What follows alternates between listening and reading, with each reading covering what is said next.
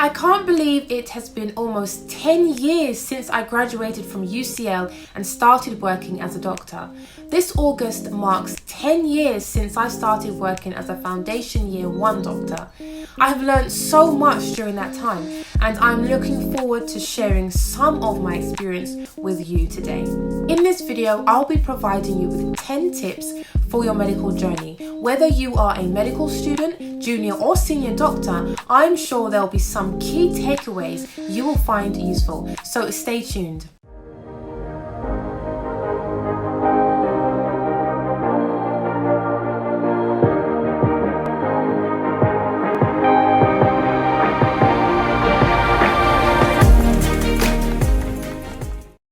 Hi everyone, welcome back. If you're new, then a warm welcome to you. My name is Dr. Baptiste and I currently work as a portfolio GP. On this channel, you will find lots of useful content to support you on your medical career journey. You will find something of use to you, whether you are an aspiring medic, a medical student or doctor. And as always, if you enjoy the video, be sure to hit the like button and subscribe to the channel to stay up to date with new videos. So let's get straight into the video with tip number 1. Foundation year 1. You are exactly where you need to be, although it will be a steep learning curve. When I started in medical school, like many, I went from being one of the top achieving students at my school to being average at medical school. I was surrounded by so many intelligent and ambitious people, it made me feel inadequate at times. However, I kept reminding myself, and my family did too, that I earned my place at medical school and achieved the grades needed to be there. So I was exactly where I needed to be. This same feeling occurred when I started working as a foundation doctor. I was, again, like lots of juniors, worried if I knew enough and if I would be able to manage the complicated patients I was set to look after. Although it was a steep learning curve, I did well, despite many challenges along the way. So, whatever stage you are at, whether you are due to sit your first or final year medical school exams, or you are due to start working as a foundation doctor, registrar, or even consultant, I want you to know you are not an imposter, you have earned the right to be where you are, and you are exactly where you need to be. Foundation year 2. Speak up for you and others. Working as a doctor, especially in the hospital, was a very high pressured environment a lot of the time. This does not always bring out the best in people. Staff are underpaid, tired, psychologically and physically stressed, with at times no one to support them. Sometimes there are people who are just not that nice, irrespective of their working environment.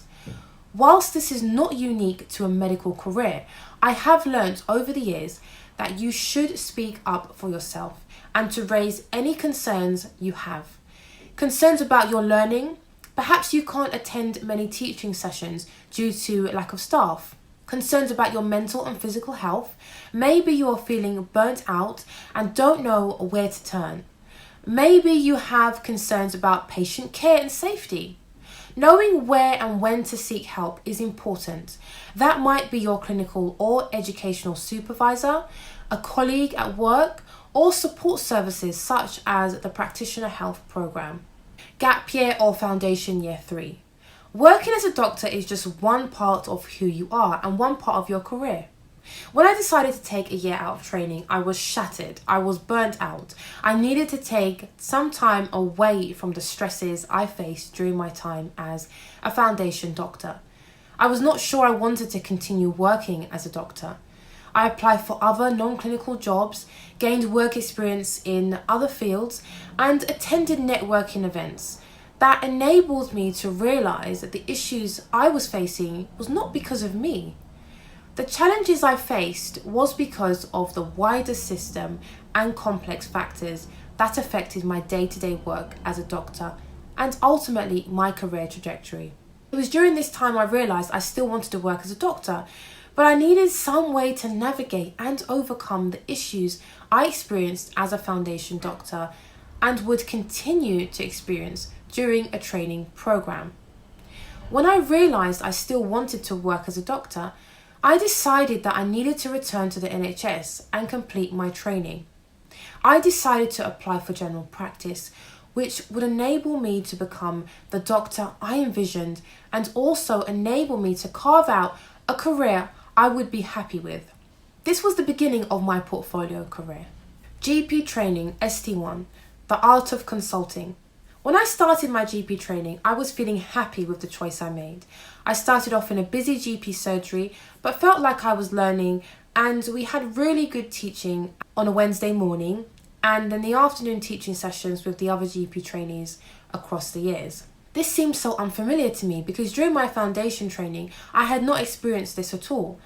I had to try and leave the ward to attend teaching, often missing sessions, or not being able to fully concentrate and switch off during the teaching sessions.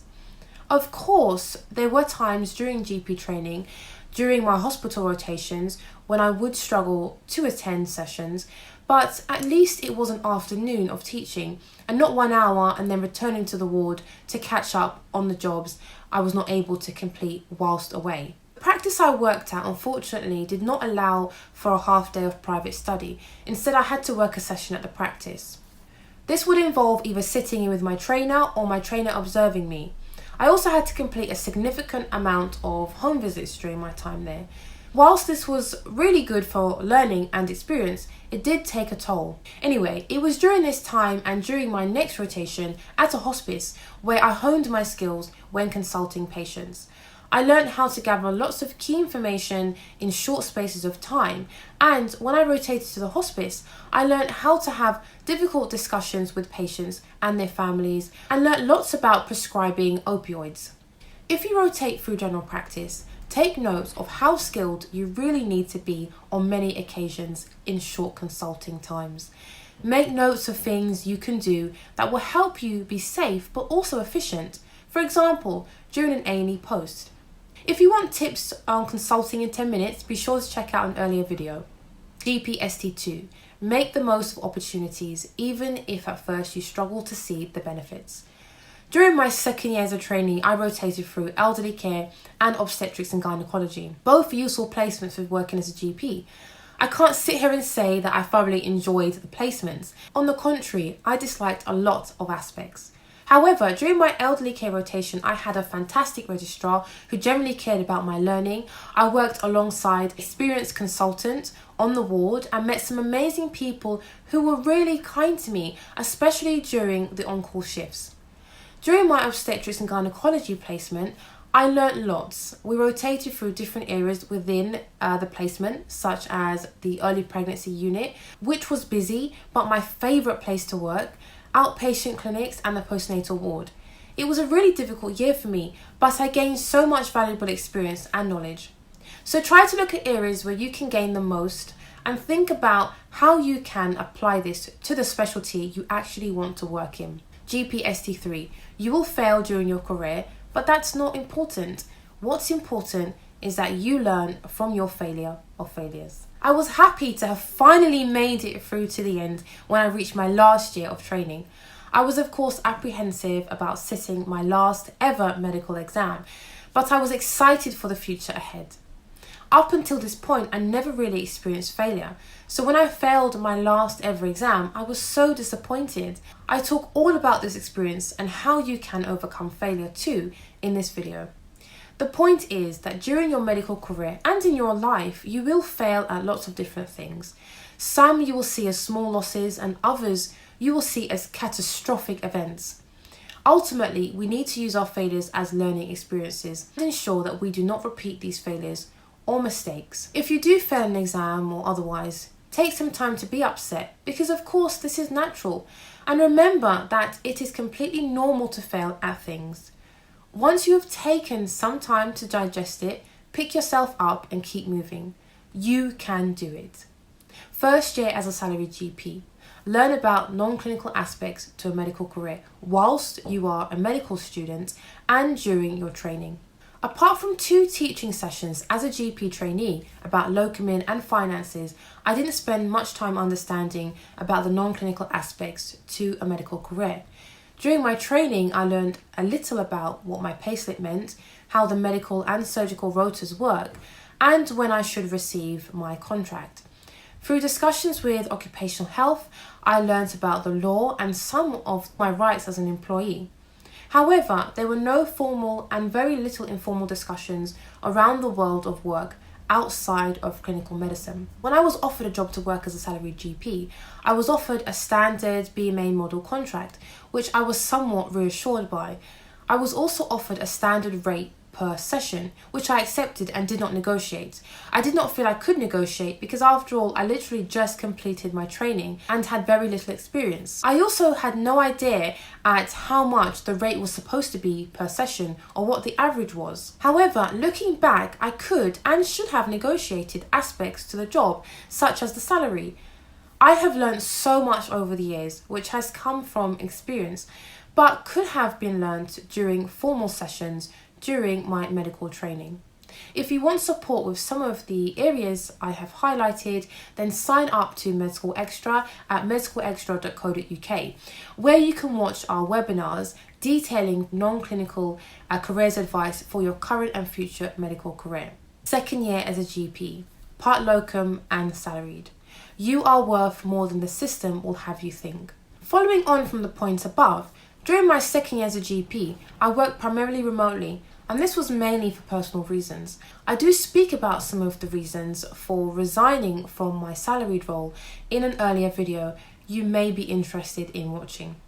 It took me a long time to resign, partly because I wasn't sure I would be offered another job, which was better than the one I considered leaving.